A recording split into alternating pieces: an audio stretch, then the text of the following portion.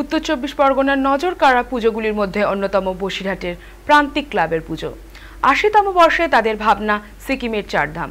উদ্যোক্তারা জানিয়েছেন, সিকিমের আদলে এই থিম করার উদ্দেশ্য হলো অনেক মানুষ সিকিমে যেতে পারেন না, তাই সীমান্ত শহর বসিরহাটকেই এক টুকরো সিকিমে গড়ে তুলে দর্শনার্থীদের আকর্ষণ করার চেষ্টা করছেন তারা।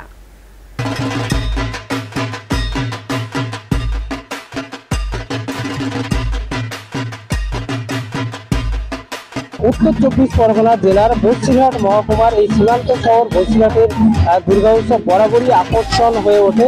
এবারও কিন্তু তার ব্যতিক্রম নয়। প্রান্তিক ক্লাবের পরিচালনায় সার্বজনীন দুর্গা উৎসব পালিত হচ্ছে ধুমধাম করে সীমান্ত শহর বসিরহাটে। এবার কিন্তু ৮০তম বর্ষে পদার্পণ করলো প্রান্তিক ক্লাবের এই দুর্গা উৎসব। আর এখানকার এবারের থিম হচ্ছে চারধাম মন্দির, যেটি কিন্তু সিকিমে অবস্থিত। অর্থাৎ সেই চারধাম মন্দিরের আদলেই কিন্তু এবার পুজো মণ্ডপ তৈরি হচ্ছে। তার পাশাপাশি পুজো মণ্ডপের একেবারে ঠিক মাথায় অনেক বড় একটা শিব মূর্তি বসানো হয়েছে। তার পাশাপাশি মণ্ডপের দুই পাশে ছোট আরো দুটি শিব মন্দির গড়ে তোলা হয়েছে।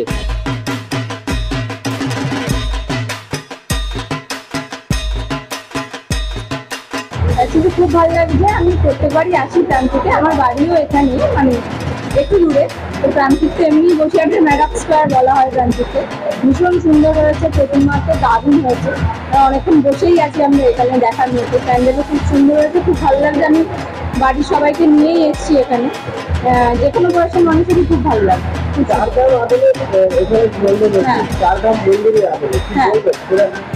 এটা খুব ইউনিক না, মানে কনসেপ্টটা খুব ইউনিক। এটা খুব ভালো লেগেছে। অনেকেই, সবার পক্ষে তো সম্ভব হয় না সবসময় যাওয়া মন্দিরে বা কিছু ভিজিট করার তো সব পসিবল হয় না। তো এরকম থিমের ওপরে ইয়ে হলে, প্যান্ডেল হলে অনেকের ক্ষেত্রেই দেখা সুবিধা হয়, অনেকেই দেখতে পারে। এটা খুব ভালো, খুব ইউনিক প্যান্ডেল, দারুণ হয়েছে।